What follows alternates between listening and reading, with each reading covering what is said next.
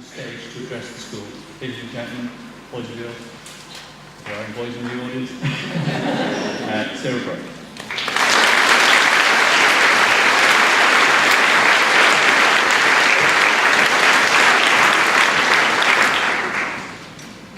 Governors, head of school, distinguished guests, friends, family, teachers, parents, students, and above all, 2018 leaders. The first thing I'd like to say is thank you. Now, not only has Derby High School given me this honour in talking to you this evening, but due to the weeks of anxiety and nausea I've had at the thought of delivering this speech, has made me lose a bit of weight.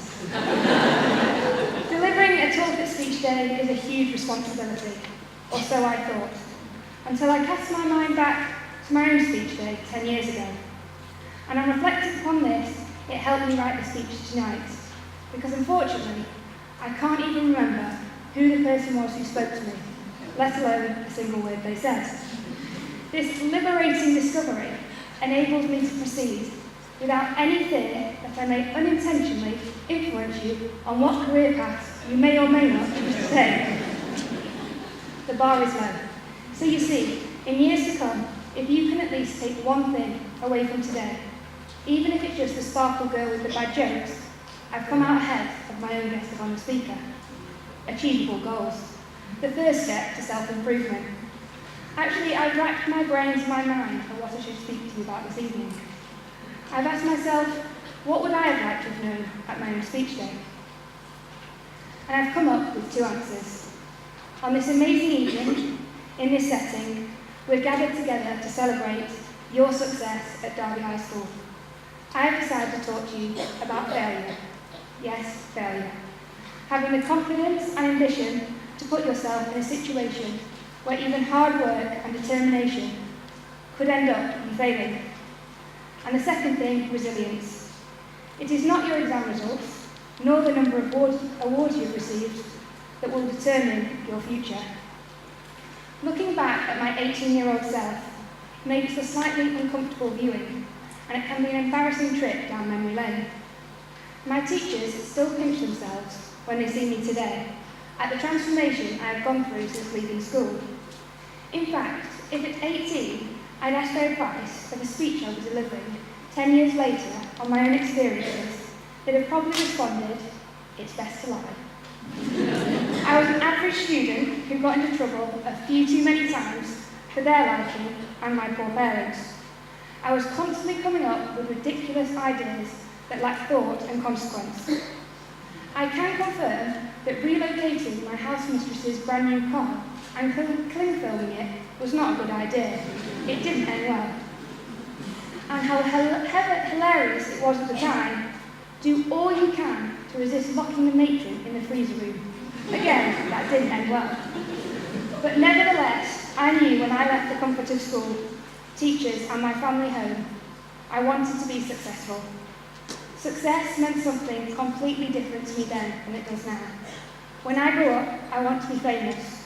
I want to be a star. I want to be in movies. When I grow up, I want to see the world, drive nice cars. I want to have groupies. Taking advice from the Pussycat Dolls was probably not the best source of inspiration. In short, I didn't care how I got there, I just wanted to be famous. Countless auditions, extra roles, I just couldn't catch a break. I had a few lessons in life, but the real game changer came when I was 14 years old. After being selected for the hockey trials in my region, I was told in no uncertain terms that I would make the team because I didn't have the right physique. It was a marginally nicer way of saying that I'd been eating too much cake. My ability on the pitch was completely overlooked because I didn't fit the stereotypical athlete. Now, the early stages of my action, sadly, did not lead to an emotional Rocky Balboa-style return to the pitch. It consistently made crying into a bucket of chips whilst watching Jeremy Kyle, which if nothing else made me realise, at least I've got my teeth. It took me a couple of weeks to dust myself down, but you can bet your life the next year I trained harder than ever before. I scored more goals than I'd ever done in my lifetime, and I made a name for myself both on and off the pitch. I was determined to let my actions speak louder than my words and form an opinion rather than my body shape. By the time the trials came around the following year, I was selected, weighing exactly the same. Yes, cake still exists when motivated, but I was playing with passion, determination, and a point to prove. If at first you don't succeed, but if it's what you truly believe or desire, try, and try again. I never thought it would be a game of hockey that would teach me that we are living in such a judgmental society, but wisdom will come to you in the unlikeliest of sources. A lot of times in failure when you hit rock bottom. While you're struggling, rock bottom can be a great foundation for you to learn and grow. In today's world, I am not worried that you won't be a success. I'm worried that you'll not allow yourself to be. In doing so, to succeed, you have to allow yourself to fail from time to time, and know that it's nothing to be scared of. Your parents may have polished halos, but I can assure you they've all made mistakes and are still learning. Seriously, pulling yourself from rock bottom and keeping growing, because that's the person who will make an impact, make a difference, create a legacy. Yes, the world is your oyster, but remember it isn't the perfect picture that your Instagram suggests. Things will be thrown at you from all different directions, challenges, but that is perfectly normal. Do not panic. Unfortunately, my TV dream got sidelined. When my parents insisted, I followed the norm and went to university. But had they known what they do now, maybe TV would have been a safer option. I went to Malawi during my gap year in a classic attempt to find oneself with floral shirts, headbands, and some terrible dreadlocks. Whilst there, it seemed to be a recurring theme with food and me. I sadly had a terrible twist in my back, which required a life-saving operation. Unconscious, I was rushed to the hospital, where they told me I needed surgery, but there was a 96% chance of HIV, and only one doctor. I had no other option but to travel to a nearby private hospital, which was 2 hours away. There was a risk that I could die en route. Whilst I say I had only one option, which was to travel to the private hospital, in truth, with me unconscious, that decision lay solely with my friend. Forever in debt to him, he made the right decision. After 3.5 weeks and an operation in a private hospital, he came to visit me, and he said, "Sarah, when we went to that local hospital, there were 300 people waiting in the queue to see the one doctor. When they saw you in your condition, they insisted that you were seen first. You were with the doctor for 2.5 hours. When you came out, some of the people who were in that queue, who were children, had died." In this singular moment, my life changed forever. I made a promise to myself that I would return to the country who saved me, make an impact, a difference, even if it was to just one child's life. And it was at this point that the Sparkle Foundation was born. I was told repeatedly by peers, family members, businesses, and even the government that I would never be able to make a difference. Setting up a charity that works in Africa, especially Malawi, as a 21-year-old female was impossible. But I knew then what I do now. We're not born to be average. We're here to show the world what we can do. I had to try.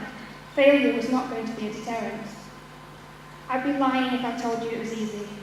In a matter of months, I survived malaria, a horrific brain injury, a wrongful arrest, put in prison. I dealt with theft, corruption, even being run over. Whilst this may sound like a very exotic episode of EastEnders, sadly, this was my life. I'll even tell you a quick story. And after all of this, I thought, do you know what, Sarah? Treat yourself. Go and get yourself a massage and just relax.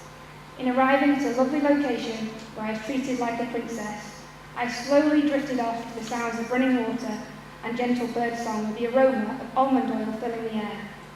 Of course, me being me, I went into anaphylactic shock because of my allergy to nuts. My second attempt of relaxation was a short beach holiday with my family, and in relaxing in the shade from the glorious sun, a coconut, yes, a coconut, fell from a tree and hit me straight in the head, knocking me clean out. What doesn't kill you only makes you stronger, but it may give you a little headache from time to time. These situations may build up the chapters in my life, but they certainly won't be my ending legacy. Every failure has taught me a lesson. You keep standing, you don't give up. You live with purpose and integrity. You make sacrifices and take action. You don't let other people discourage you from following your dreams. Whatever path you choose to take in life, you need to ask yourselves two things. Are you living? And are you making the most of every day and being true to who you are? If I had listened to those who said it was impossible, I would never have been invited here to speak to you this evening, or be able to say that thousands of orphans and vulnerable children in Malawi are now being helped thanks to the Sparkle Foundation through education, medical care and nutrition.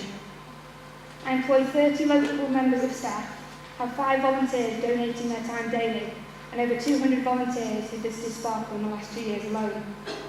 I was resilient. I didn't give up. Remember that TV dream I mentioned earlier? I was desperate to be famous. Well, in the last couple of years alone, I've appeared on different TV and radio shows, been in the majority of magazines across the Middle East, and I've even been recognised in the streets. No, it's not what I imagined or I thought. It's even better. Remember, sometimes it's actually the journey that teaches you a lot about your destination, and it may not be your path you initially thought, but if you trust your gut instinct and stay true, you will always stay in the right direction. I'm no different to any of you in this room. I just had a dream, and I made it happen. I didn't listen to those who told me, I can't because I'm inexperienced. I can't because I'm a woman. I stared the possibility of failure in its ugly face and decided to take it on. For the leavers who are already in the big wide world, it's now your time to shine. The foundations the school have provided you with are the perfect building blocks for your next chapter. Derby High School is an extremely special place, and the opportunities that you have been given are going to stand you in great stead for the future. From the house bench ball, the Christmas quiz, to the World Challenge, of course, Malawi being the best trip of all, no bias intended. The infamous chocolate cracknel, to the toast in the common room in your study periods. It is these stories, these memories, that will last with you a lifetime. So take it all in your stride, spread your wings and fly. You no longer have to sit between desks and assembly during exam time, or listen to the teachers telling you off because your skirt is just too short. You can dye your hair any colour you want, and you can wear as many earrings as you like. Wow, you are free. You are free to create, to challenge, to observe, to question, to play, to love, and to enjoy. But most of all, you are free to be you. It's up to you now. The only person who will stop you from achieving your full potential is yourself. Be resilient, be brilliant. Success isn't the number of zeros at the end of your bank account, or the number of likes we get on the picture of our avocado on toast, or the number of sports teams we make, or how many A's we get in our exam results. Success is the legacy we, you, and I leave behind. Your stories will be the ladders that enable you to touch the stars. So please, start climbing. Thank you.